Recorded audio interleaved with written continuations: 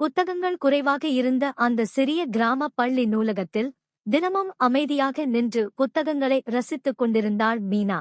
அறிவை நேசித்த அவள் மனதில் ஒரு சிறிய ஆசை இருந்தது.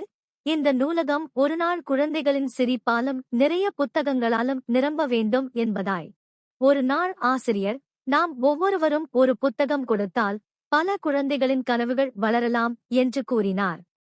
சிலர் அதை சிரித்து புறக்கணித்தாலும் மீனா தனது மனதிற்கு மிகவும் பிடித்த கதைகள் புத்தகத்தையே நூலகத்திற்கு அன்புடன் வழங்கினாள். அவளின் அந்த அன்பான செயல் மற்ற மாணவர்களையும் மாற்றியது. ஒவ்வொருவரும் தங்களது புத்தகங்களை கொண்டு வர ஆரம்பித்தனர். காலியான அலமாரிகள் மெதுவாக நிறமுள்ள புத்தகங்களால் நிரம்பின. நூலகம் இனி அமைதியான இடமல்ல, அது கனவுகள் பிறக்கும் உலகமாக மாறியது. குழந்தைகளின் கண்களில் அறிவின் ஒளி பிரகாசித்தது.